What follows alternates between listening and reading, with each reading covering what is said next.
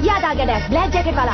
सभी लोग रोड की तरफ देखकर बस का इंतजार कर रहे थे, लेकिन वो आदमी उसके आगे खड़े लोगों की पॉकेट्स की तरफ देख रहा था। वो जरूर पॉकेट मार होगा डैड। वंडरफुल, आज तुम्हें चॉकलेट मिलेगी।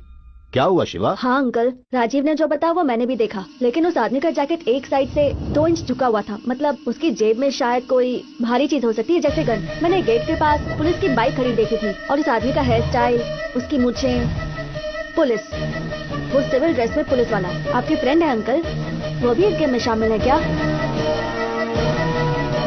अनबिलीवेबल सर, कौन है ये लड़का? वो शिवा है, हमारे पड़ोस में ही रहता है, बट इज वेरी नेचुरल। मैंने मेरे बेटे को जो सालों से सिखाया था उसने 2 महीनों में सीख लिया। अगर वो पुलिस एकेडमी ज्वाइन करेगा तो मेरे बेटे से भी ऊपर का ओहदा पाएगा। He is very talented. Shiva, इतनी देर क्यों? पापा, प्रकाश अंकल फोटोग्राफिक मेमोरी सिखा रहे थे। Photographic memory? ऊटी में फोटो स्टूडियो खोलेगा क्या? तुम आजकल काफी समय उसके साथ बिताते हो। वो आदमी ठीक नहीं है। प्रकाश अंकल के लिए ऐसा मत बोलिए, वो बड़े पुलिस ऑफिसर थे, हमें ट्रेनिंग दे रहे हैं। खींच के दूंगा, पागल जैसी बात करता है। बड़ा पुलिस वाला है। पता है, जिस तरह वो दिव्यांग है, तुम्हें भी कुर्सी पकड़ के बैठना पड़ेगा। उसके घर के पास जाना भी मत। सुनो मेरी बात, आज के बाद उसका नाम भी मत लेना, नहीं तो मैं तुम्हारी पढ़ाई बंद करवा के दुकान पर काम पे लगा दूंगा।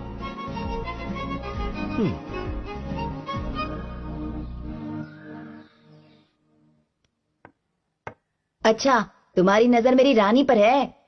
अब तुम चाल चलो। देखो शिवा, कितनी भी कोशिश कर लो मेरी रानी को छू नहीं पाओगे। चेक। कोई चाल नहीं बची तुम्हारे पास। चेकमेट। राजीव, डैड बुला रहे हैं, मैं अभी आता हूं।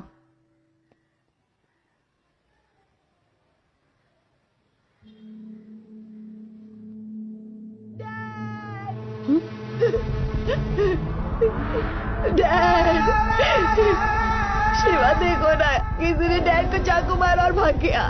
डैड, उठिए ना डैड। डैड, डैड, शिवा कुछ करो ना।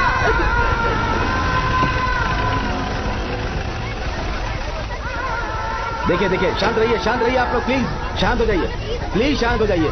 मैं बताता हूँ, शांत हो जाइए, प्लीज प्लीज बात को समझिए, प्लीज आप शांत हो जाइए। सर आवाज बंद करो, चुपचाप बैठो चुपचाप। बच्चे, तुम कौन हो? तुम उनके घर पर क्या कर रहे थे? सर, मैं पड़ोस में रहता हूँ। मैं और राजीव चेस खेल रहे थे। मैं हमेशा उनके यहाँ जाता हूँ। हमेशा जाते हो? किस लिए? प्रकाश अंकल हम दोनों को पुलिस की ट्रेनिंग देते थे। पुलिस की ट्रेनिंग? क्या बोल रहे हो? थोड़ा डिटेल में कहो। सर, आपने उन लोगों को भागने दिया, आपके पास कोई सबूत नहीं है, और हमसे ऐसे पूछे जैसे हम मुजरिम हैं। जबान खींच लूंगा तुम्हारी। मुझसे जबान चलाते हो? लॉकअप में डाल दूंगा। आप नहीं कर सकते सर, नाबालिग को पुलिस स्टेशन लाना भी कानून के खिलाफ है। और जबान चलती तुम्हारी ना? अपने आप को क्या समझते हो?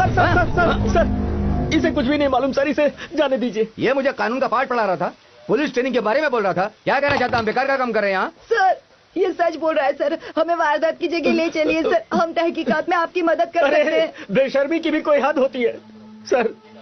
ये मैथ सीखने के लिए उनके घर जाता था, क्योंकि ये सब्जेक्ट मुझे नहीं आती है, इसीलिए ये मेरे मना करने के बावजूद वहां जाता था। साहब, मेरा रिकॉर्ड एकदम क्लीन है साहब, हम उनके पड़ोस में ही रहते हैं, बाकी उनके बारे में हमें कुछ भी नहीं पता। गाड़ी जाते हुए देखी थी। तू अभी बिल्कुल चुप रहे। साहब, मैं अपने बेटे को हमारा हाथ में नहीं देख सकता साहब, इसे छोड़ दीजिए साहब। किशोर भाई, तुम्हें कुछ समझाओ ना। सर, ये कभी किसी लफड़े में नहीं पड़ता, हमेशा अपने काम से काम रखता है।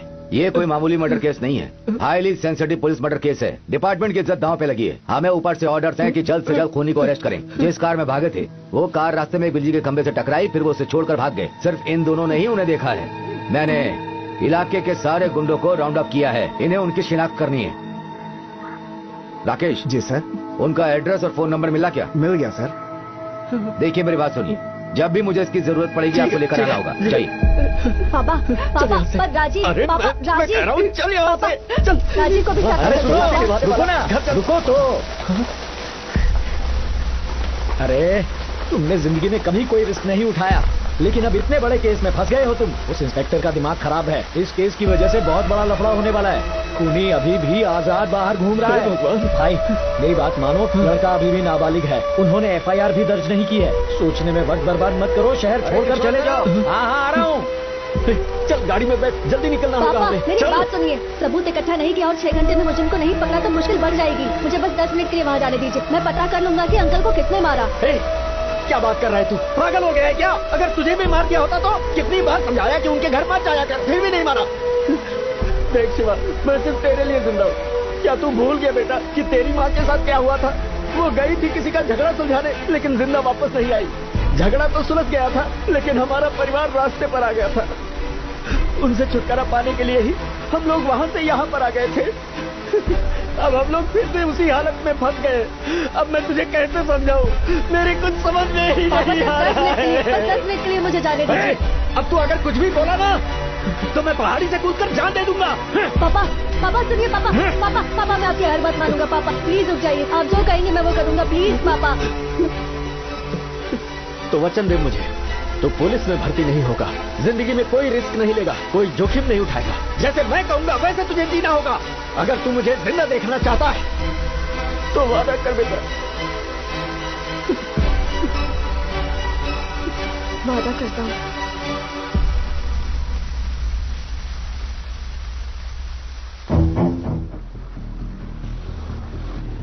वापस दो, वापस दो, वापस दो, वापस दो, हमारा पासपोर्ट वापस दो, हमारा पासपोर्ट वापस दो, वापस दो, वापस दो, हमारा पासपोर्ट वापस वापस दो, वापस दो, हमारा पासपोर्ट वापस दो। हम कमजोर नहीं है, कमजोर नहीं, कमजोर नहीं, हम कमजोर नहीं है, कमजोर नहीं, कमजोर नहीं, हमारा पासपोर्ट वापस दो, हमारा पासपोर्ट वापस दो, हमारा पासपोर्ट वापस दो, हमारा पासपोर्ट वापस दो, वापस दो, वापस दो, हमारा पासपोर्ट वापस दो, वापस दो, वापस दो, हमारा पासपोर्ट वापस दो।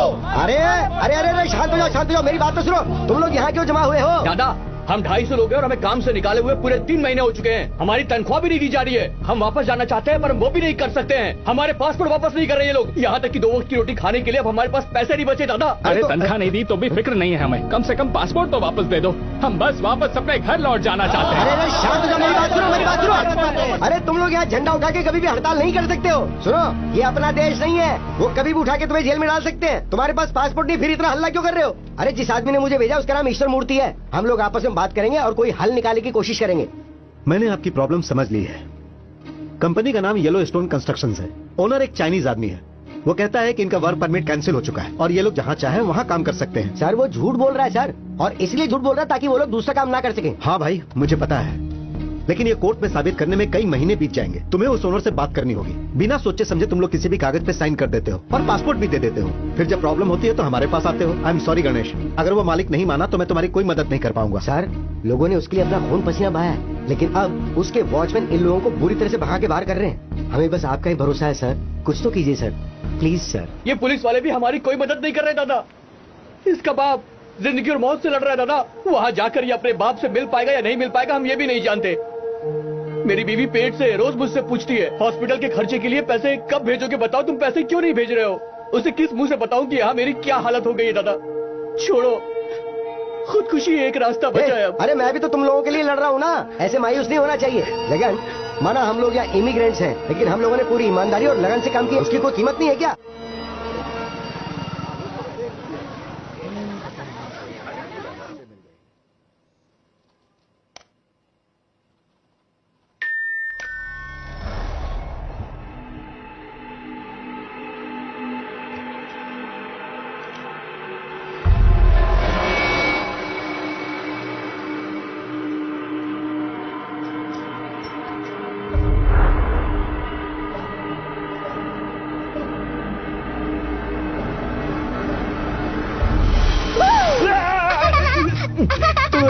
शैतान कहीं की। ये बता, इतने सारे सीसीटीवी कैमरा के होते हुए तू बच कैसे जाती है? वो मेरा सीक्रेट है, लेकिन आप डर गए ना? सच बिल्कुल बोलिए। नहीं, बड़े लोग डरने का नाटक करते हैं जिससे बच्चे खुश होते हैं। देखा मैंने तुम्हें कैसे उल्लू बनाया? अरे अंकल, मैं नहीं, आप बने। ए, जवाब देती है, आने दो उसे।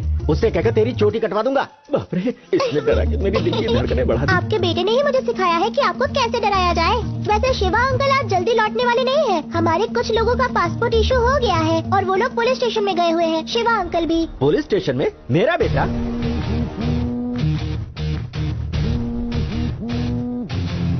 हेलो शिवा, कहाँ हो तुम? दिवाली आ रही है पापा, मिठाइयों की बड़ी ऑर्डर मिली है तो होलसेल में दूध खरीदने के लिए आया था। क्या हुआ?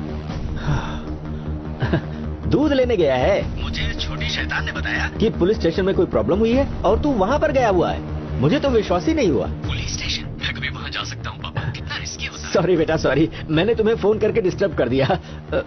अच्छा सुनो, इस साल की स्पेशल मिठाई क्या बनानी है? हलवा पापा। बहुत अच्छा। सुना तुमने? मिठाई के लिए दूध लेने गया है। मेरे संस्कार हैं। मेरा बेटा है, वो कभी भी जिंदगी में कोई रिस्क उठा ही नहीं सकता।